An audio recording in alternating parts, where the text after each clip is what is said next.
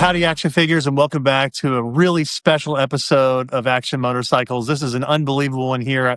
I can't wait to introduce you to these guys and to get into this a little bit. But this is a historic day because we are kicking off a brand new partnership with the S2D Racing Team with Craig and Carl Searles, who are about to take on the very, very challenging and famous Dakar Rally.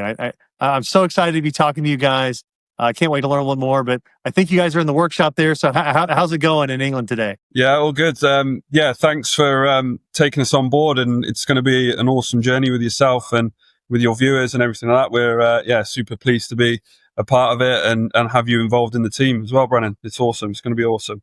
I thought just kind of an introduction here. Maybe we could do like a 20 question style interview, just kind of run down. And obviously, so for the viewers out there, we're gonna have a bunch more interviews like this. Hopefully, maybe some that are a little bit more prepared. But you guys are in the middle of packing up the vehicle and getting everything shipped out. So we wanted to take advantage, right? Yeah. We're literally we're up the workshop where the lorry is stored, and there's just parts everywhere. We are surrounded at the minute by motorbike parts. We're like kind of squeezing past everything at the moment just to be stood here. It sounds like Dakar heaven to me. It might be Dakar hell for you guys right in the minute. You might be over it just a little bit, but it sounds amazing to me. So let's just dive in a little bit. Going back to the beginning, you both have kind of said on your website that the dream of Dakar started around the age of 10. What is it about watching bikes in the desert that kind of lit a fire for you guys? Well, oddly, it was the crashes that got us into it.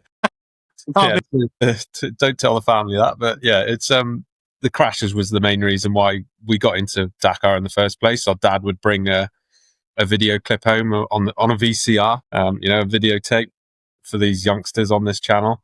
He used to bring that home to us, and we'd watch the crashes. And there's the famous, is it the BMW guy that jumps over a dune? There's a photographer over the top, and he's like nose diving it onto a flat landing, and it was like, whoa, what's that race there? And it was that's the Dakar Rally. So you guys shared your first bike, CR8. I can't remember the year, a CR80, and you kind of progressed through motocross, enduro, adventure bikes. Talk to me about how kind of your development of bikes kind of got you, or development on bikes kind of got you to the stage that you're at now. So, from a young age, we sort of always loved the off-road scene. So whether it was bikes or trucks, we've always liked that sort of scene. And we started racing motocross, and then through family life, then we decided we wanted to buy houses and things like that. So racing and buying houses and getting married don't really go hand in hand. So, we had to settle down for a little bit. And our dad actually got us into riding the bigger adventure bikes, BMW GSs and things like that. So we went and did a few schools with BMW here in the UK. And we both ended up actually getting asked to become instructors for the off-road school. So we joined the team. That's amazing. And the boss, Cy Pavey, there has done Dakar 10 times. So, of course, we're very interested in Dakar. Every year it comes on and we're sat with the team at BMW and we all watch it together. And then it was like, you guys are really interested in Dakar, aren't you? It's like, yeah. It's like, why don't you go for it? It's like, we wouldn't know how to even, where would you even start? And then, a little bit of coaching and things like that. And then, rewind 3 years ago, one text message off Craig was, do you fancy Dakar 2025? And it was like, okay, all right then. Yeah, let's go for it. Awesome. Well, you actually just answered my next question is when was the moment that you decided to go? So it sounds like it didn't take a whole lot of convincing. It sounds like you guys were literally, we had one little message between the two of us. Yeah, so it was going back to BMW again. Two of the instructors there have also done the rally. They've done it twice, haven't they? And Neil, he's going out there again with us, but he's in the original by Moto, is it called now? Is the Malay class, self-supported. It was following his journey on the previous journeys. It was like once it finished, he got his finisher's medal, and I was like, should we give it a go? So my wife was with me at the time, and she said, if you want to do it, go and live your dream, but don't half-ass it. Wow. Go after it. Yeah, for sure. 10%. So it was like, okay. Yeah, you definitely have to full ass it, right? Yeah, that's it. Yeah. So, and then that's right. I knew that if I was going, then bro and dad would want to go as well. So I text Carl and he was just like, I'm going to try for Dakar in 2025. And yeah, then you said, you're not going without me.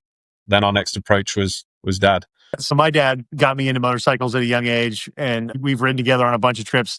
We were in, how we kind of, how the three of us got connected here through mutual friends. We made those mutual friends when we were riding together in Scotland, my dad and I. So that's something that really kind of drew me to you guys, is the family element that kind of runs through our channel and everything as well. So well done there, and I know he's happy to be going with you. I bet you mom's probably happy that he's going too. Yeah.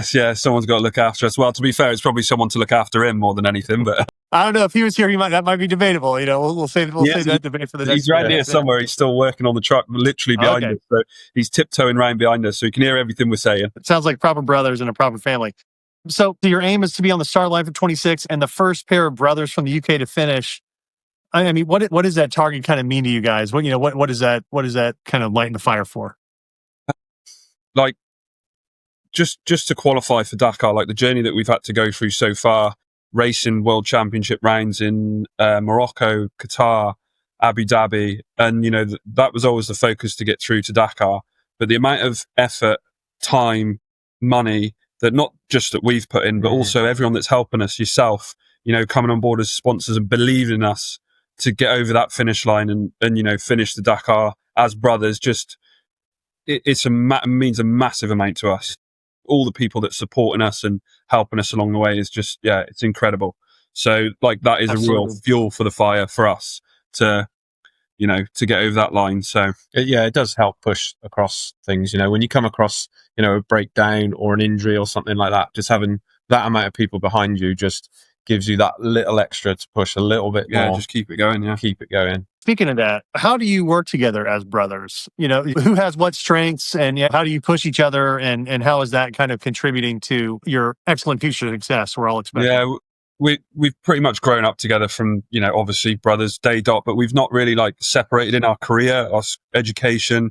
We were literally a year, 2 years, school years behind each other.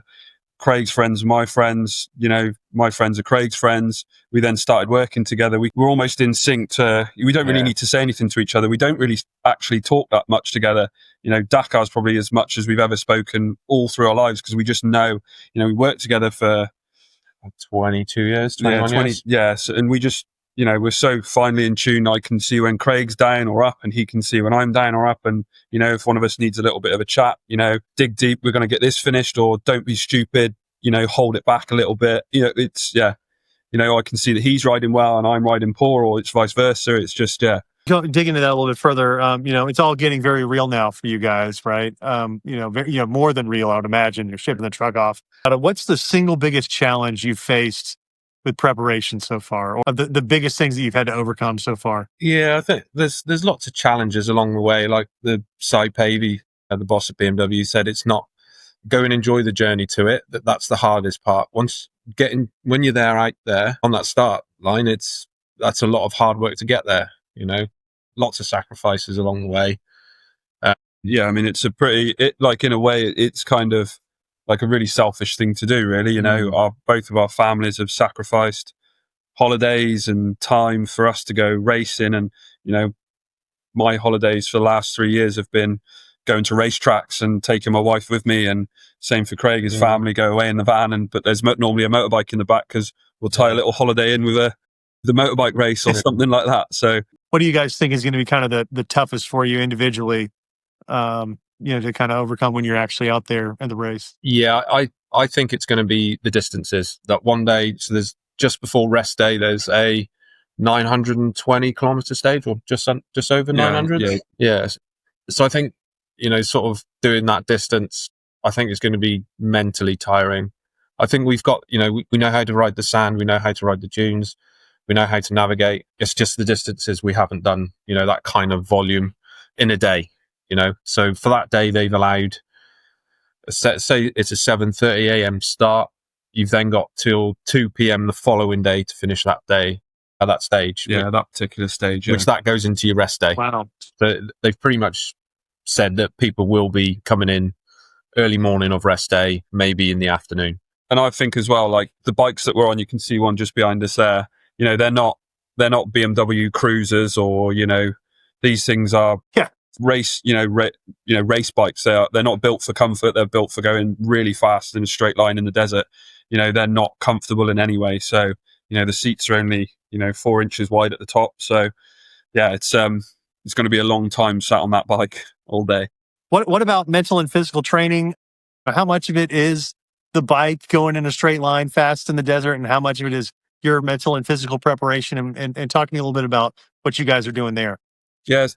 Go on. So we're doing. We've got a personal trainer, and we train sort of 3 to 4 times a week if we can, and it's all kind of sort of calisthenics, so it's all sort of body weight stuff. There are some weights that we throw in, but it's all about getting that heart rate elevated. I think it's quite easy to do that. Your wrist action is doing 100 mile an hour across a salt lake is physical. It's not cruising. You're literally pretty much hanging off the back of the seat. Yeah, and the terrain changes from like even just going across in a straight line across one of those lake beds. It could be really soft, then it goes hard packed, then there's a little divot. And yes, absolutely. in Abu Dhabi, I tried counting how many times I sat down and stood up in a minute, but because I'm focusing so much on the nav and the high speed stuff, I don't know, I lost count, but it was just you're constantly sitting, standing, pushing back, pulling yourself forward, always adapting to that terrain. But it does kind of come almost naturally, as in you don't have to think about where you're sat or because as the bike's reacting, you're reacting to the bike. But that there's still a lot of physical movement in that as well. So yeah, it is tiring, but absolutely. The events that we've been doing here in the UK, so like the British Enduro Championship, although it's only 6 hours on the bike, it's a lot tougher. Like the terrain here in the UK, wet, slippy Welsh woods with, right. It's just, yeah.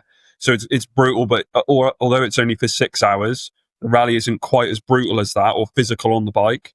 So mentally, that kind of gets us in the right. That makes a lot of sense. Oh yeah. So we've done a couple of 24-hour races as well. So we've got Dawn Till Dusk Enduro here in the UK in Wales, and it's a 24-hour race which we've just done at the end of the summer here in the UK, and so that's non-stop riding for 24 hours. Literally only pulled in for fuel, drink, something to eat, back out for 24 hours. So just little event, like fun events. They're nothing serious, but it's still a pretty brutal event. Yeah, little events, 24 hours of racing. Then little tiny get together. Yeah, but just mentally, training your brain. I mean, our hands are blistered. They've gone. Our butts are blistered. They've and no, that's no exaggeration.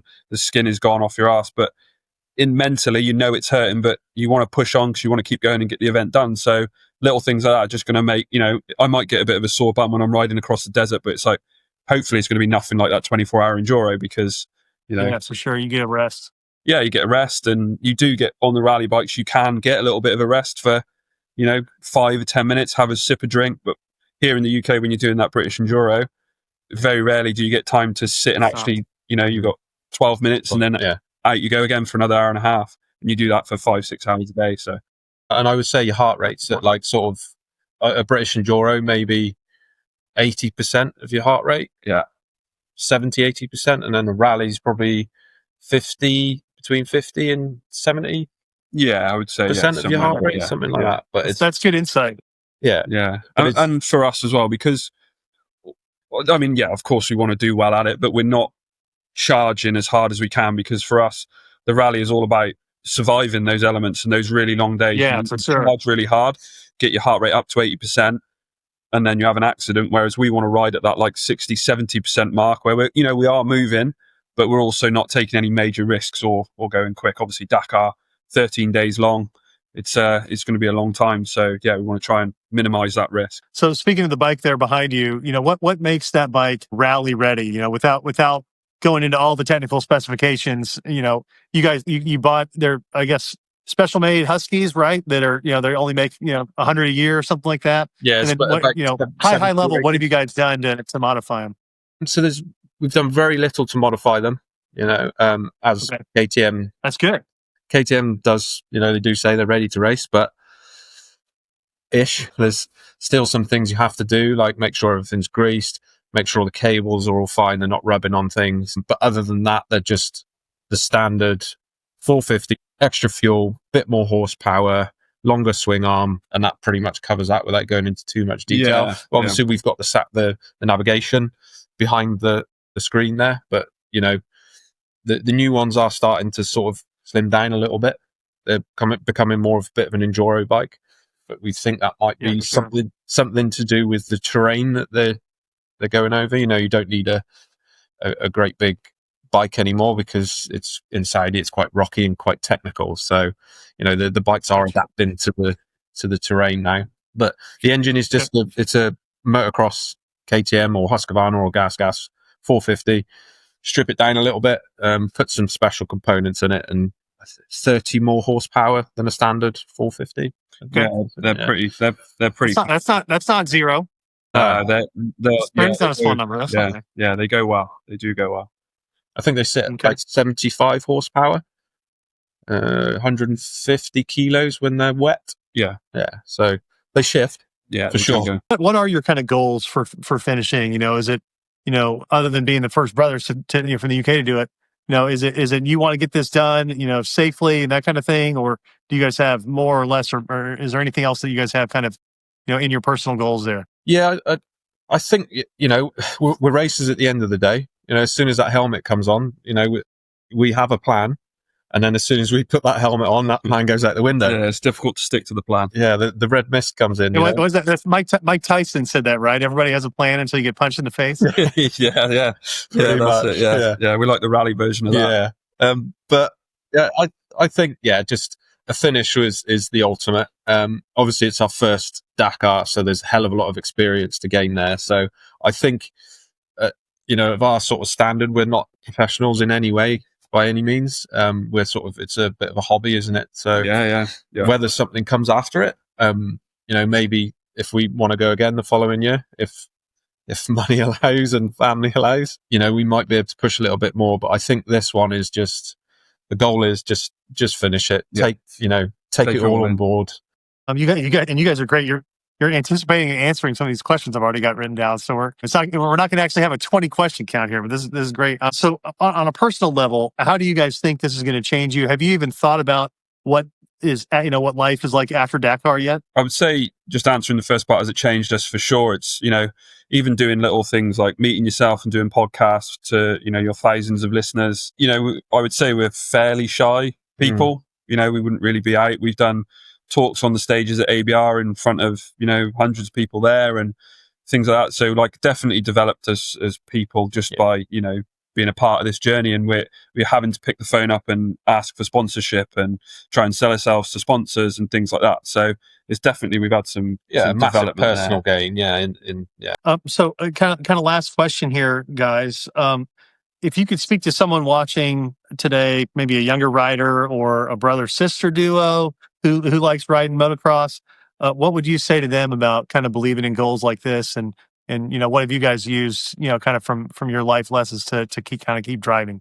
Yeah, for me, it's just don't hold back and just go for it. Yeah. If you want to live that dream, just go and live that dream. Yeah, make it happen. If there's a chance that you can do it, then get after it and get it done.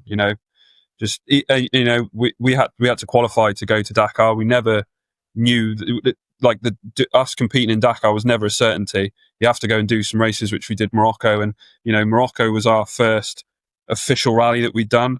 Our first time we'd ever ridden in the dunes. Our first time we'd ever ridden those bikes.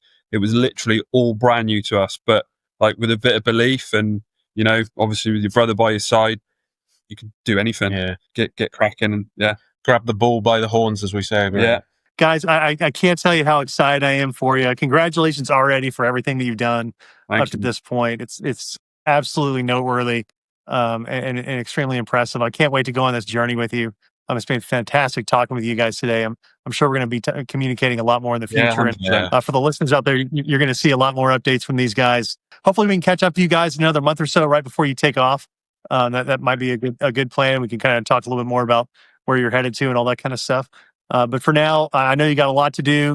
Go back with your dad, working on the truck and getting everything ready. So thank you so much, and best of luck until we talk again. Okay, guys? Thanks, guys.